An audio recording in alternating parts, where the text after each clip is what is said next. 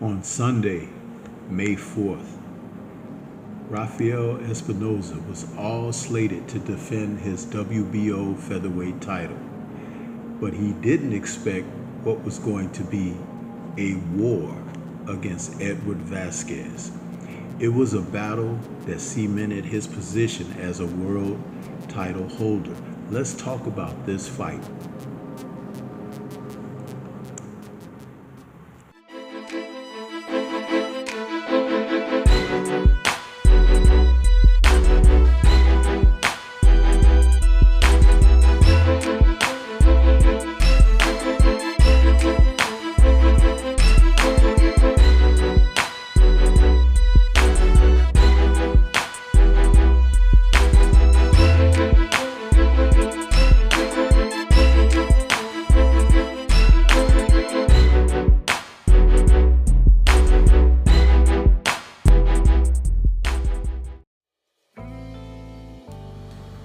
If you had the opportunity to tune in to Rafael Espinoza defending his WBO Featherweight title against Edward Vazquez on Sunday, May 4th, you would have been in for a treat.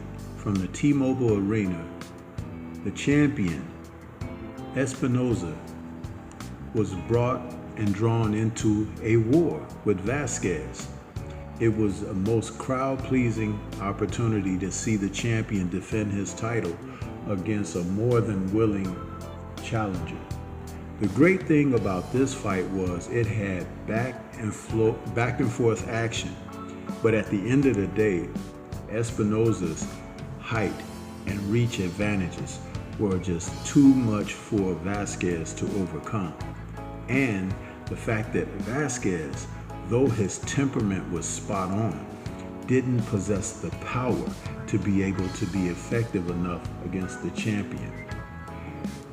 Vazquez had come into this fight with only 2 losses on his record prior, and they were to champions Joe Cordina and Ray Ford. So you're talking about a man who has been in there with quality opposition, and he knows his way around the ring. He was able to pepper the taller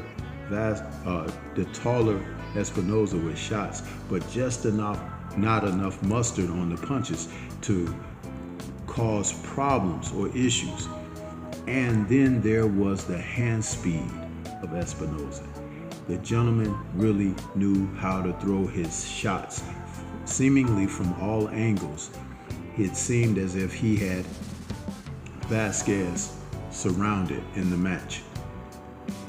Espinoza is capable of throwing multiple shots with the same hand, right hands, 3, 4, 5 in a row sometimes. Same with uppercuts and lefts. He is real versed in how he throws his shots. The great thing about Vazquez was he was able to punch in between those shots, but not with enough power to do damage to make Espinoza respect his position in the ring. You see the advantages that Espinoza enjoyed. You can't overlook them. His uppercut was extremely damaging, and coming in 31 years of age and 6'1" with a 74-inch reach, it was just a little too much for the 5'7", 65-inch reach Vazquez could overcome.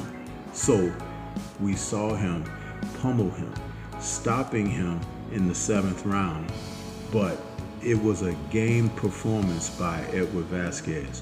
Espinoza is going to be very hard to beat at this weight. He'll go forward in his career, probably having to move up 1 to maybe 2 weight classes before he really receives a real challenge, similar to Emmanuel Navarrete. But all in all, it was an exciting fight. If you didn't get a chance to check it out, please do. Rafael Espinoza is a champion that is worth tuning in to watch. This is Stormy B-Man. Shout out to the mighty LDBC and Liberated Perspective, a third eye view of the world. For more content such as this, please like, comment, subscribe, and share. Peace to everyone out there, and everyone please remain safe.